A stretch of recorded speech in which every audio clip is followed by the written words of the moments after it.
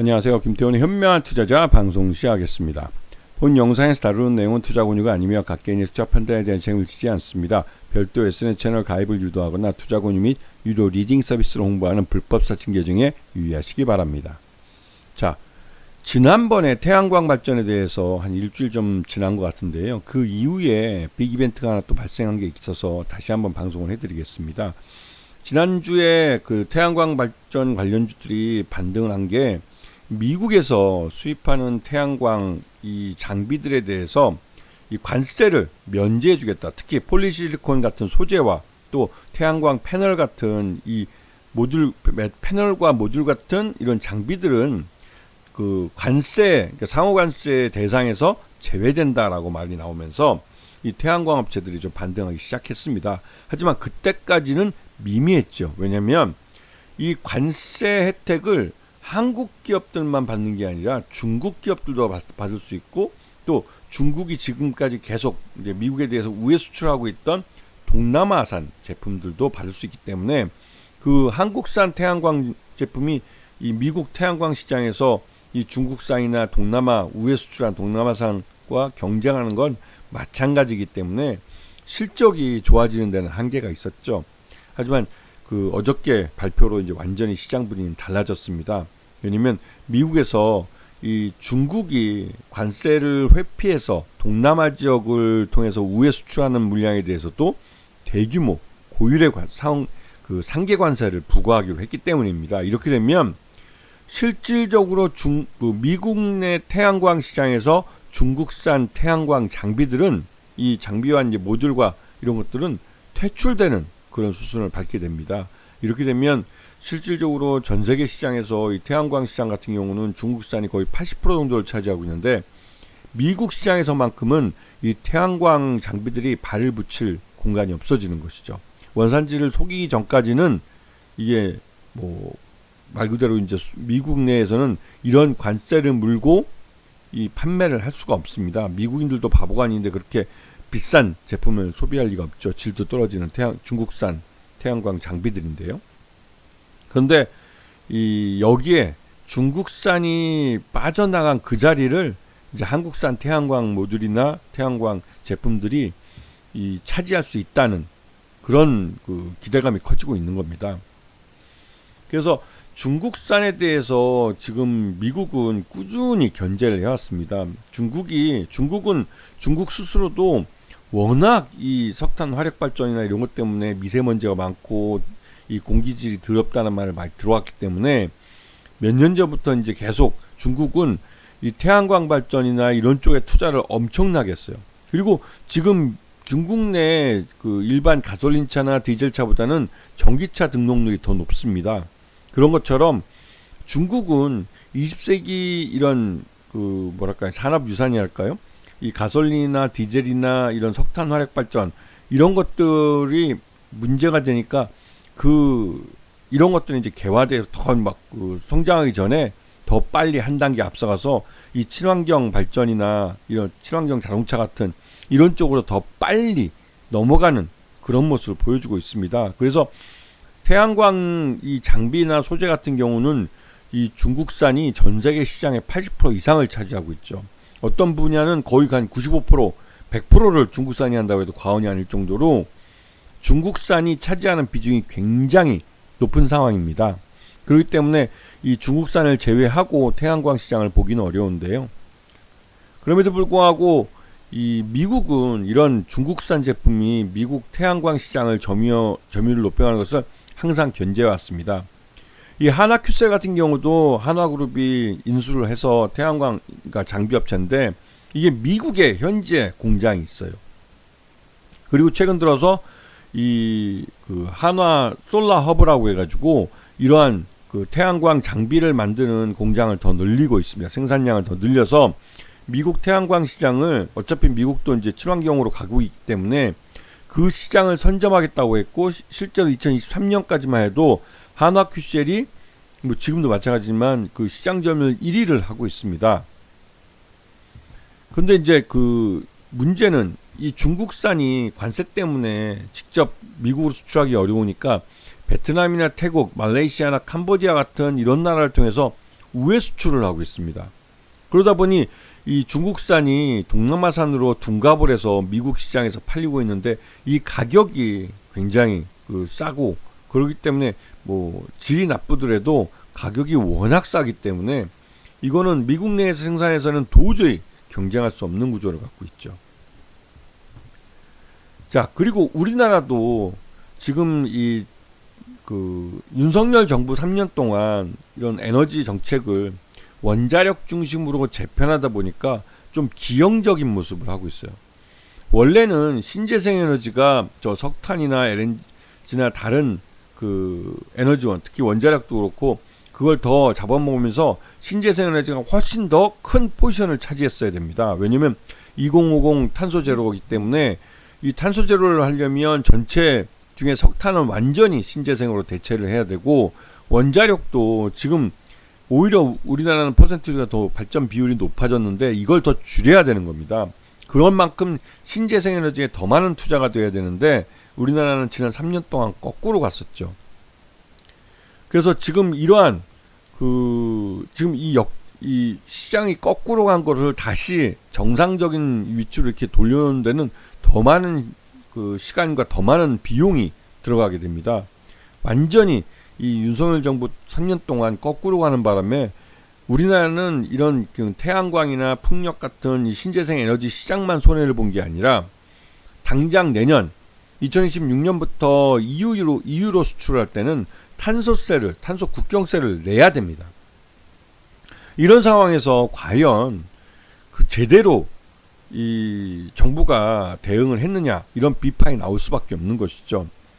이제 올해 2025년 올해 지금 대기업들이 본격적으로 아리백에 대해서 투자를 엄청나게 늘리고 있습니다. 그렇기 때문에 이 태양광 쪽이 당장 풍력보다는 당장 이 태양광 쪽이 투자하기도 편하고 또 곧바로 이 에너지를 뽑아낼 수 있기 때문에 이 태양광에 대한 투자에 집중될 수밖에 없는 것이죠. 기형적으로 신재생 에너지 중에 태양광 쪽에 투자가 집중되는 결과가 나오는데요.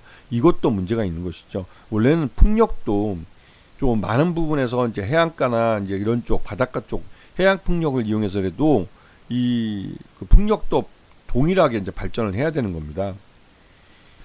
자, 이제 아리백이라는 걸 좀 아셔야 되는데요. 아리백은 민간 기업들 간의 협의입니다. 협의해서 합의를 한 건데 이 자신들이 재화를 생산하는 걸 2050 탄소 제로에 맞춰가지고 재생에너지 100%를 이용해서 재화를 생산을 하자 했고, 이미 애플, 구글, 레고, 페이스북 같은 메타라고 그러죠. 메타는 이미 목표를 달성을 했습니다. 그래서 이 애플, 구글, 레고, 페이스북 메타랑 거래하려면 이 아리백을 달성을 해야 돼요. 그래서 애플도 그렇고 이 구글도 이 삼성전자나 거래처 이런 우리나라 한국 기업들에게 아리백을 조기에 달성해 달라고 요청하는 서한을 보낸 걸로 알려져 있습니다.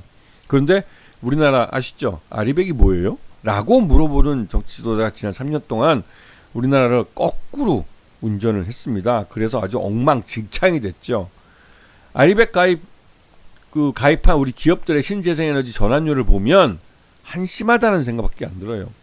이게 물론 예전 자료긴 한데 2021년 그때 자료 2022년 자료긴 한데 이때까지만 해도 이게 제조업도 그렇고 이 이행률이 그렇게 높지 않은 상태였습니다. 왜냐면 이 제조업이 그래도 이제 탄소를 많이 소비하기 때문에 제조업부터 바뀌어야 되는데, 제조업 중에 제대로 아리백을 달성한 건 SK I 테크놀로지 여기 하나밖에 없고 나머지는 다 50%도 못한 상태였어요. 그리고 이게 지난 3년 동안 윤석열 정부 때문에 윤석열 정부 눈치 보느라고 아리백 투자를 대기업들이 못했습니다. 괜히 아리백 투자한다고 태양광에 투자하면 윤석열 정부의 정책에 반대하는 것으로 보일 수 있기 때문에 굉장히 힘들었죠. 이게 어리석은 지도자가 나타나면 사회 전체가 힘들어진다는 걸 대표적으로 보여준 사례입니다. 아리백도 모르는 그런 지도자들이 우리나라를 이끌어갔기 때문에 나온 이런 폐해죠, 어떻게 보면. 그래서 지금 당장 2026년에 EU로 수출할 때 우리는 탄소 국경세를 낼 수밖에 없는 상황이 돼버렸고, 이것 때문에 우리나라의 수출이 줄어들 수 있다는 위험성이 지금 대두되고 있는 상황입니다. 근데 여기에 대해서 이제 트럼프가 기존의 상호관세를 막 높이 부과하다가 갑자기 그러니까 상호관세 예외 품목으로 태양광 폴리실리콘과 웨이퍼는 예외다라고 말을 했어요.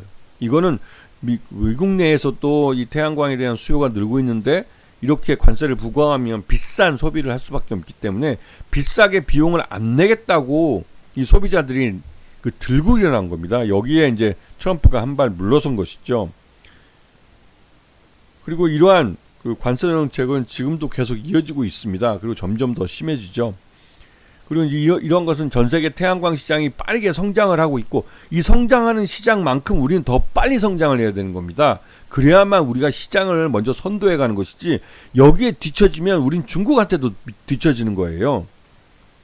그리고 이런 거는 저 바보 같은 윤석열이 파면되면서 그나마 조금 아주 바로 잡히기 시작했고 이 윤석열 파면 선고가 나자마자 대기업들은 작년 12월 달부터 준비했던 예산을 쏟아붓기 시작했습니다. 아리백에 대한 투자가 엄청나게 늘어나고 있어요. 이걸 보시면 동남아에서 4개국 동남아에서를 우회해서 중국산 저가 태양광 제품이 미국 시장으로 들어오던 것을 미국이 캄보디아에 대해서는 이런 검사 자료를 제출하지 않았다고는 이유만으로 3,521%라는 말도 안 되는 관세를 부과해버렸고 베트남에도 395%, 태국도 375%, 말레이시아도 34%를 부과했습니다. 이게 이제 폴리실리콘을 말레이시아에서 많이 하거든요. 그래서 하여튼 중국산 태양광 제품은 미국 태양광 시장에서 퇴출 수순에 들어갔습니다. 그러면 그 빈자리를 누군가 차지해야 되는데 그게 바로 한국 기업이라는 것이죠.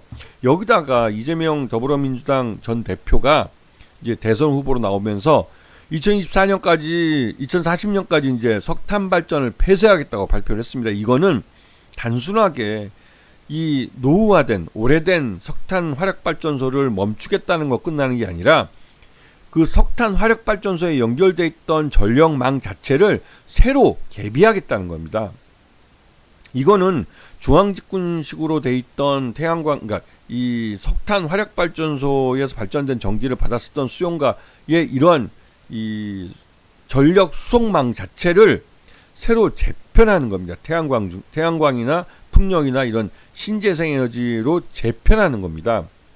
이렇게 되면 말 그대로 이제 가상 사설 발전소 같은 것들 이런 것들도 활성화되고 이 전력망 자체가 이 기존에 우리가 이제 중앙집권식으로 봤던 대형 발전소에서 발전을 해서 그걸 일방적으로 수용가에 보내주던 그런 방식이 아니라 일반 가정도 태양광 발전을 해서 남는 전기는 팔 수 있는, 그렇기 때문에 이런 양방향 전력 수송이 가능한 그런 수송망으로 바뀌어야 되기 때문에 전력망도 새로 대대적으로 개편해야 되는 것이죠.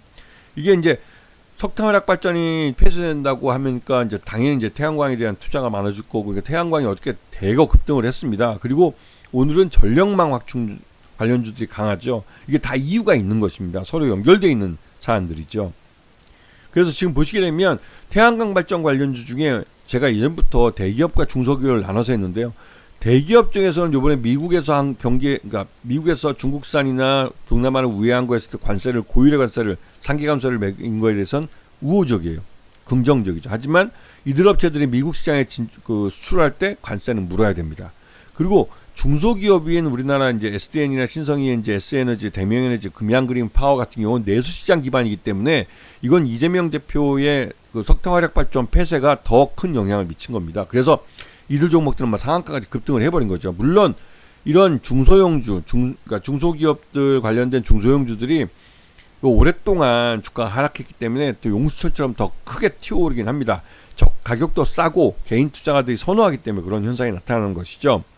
하지만 이제 이러한 그 급등을 했다가 그러면 차익 시장 매물 때문에 단수 또 이제 주가가 또 조정을 받고 하면서 이런 그 흐름을 흐르면서 중소기업 관련된 종목들은 저점을 낮추면서 서서히 이제 올라가게 되는 것이죠. 그러면서 그때마다 급등하는 장세가 나타납니다. 그런데 이 대기업 관련 쪽은 서서히 한 45도 각도로 서서히 꾸준히 우상향합니다.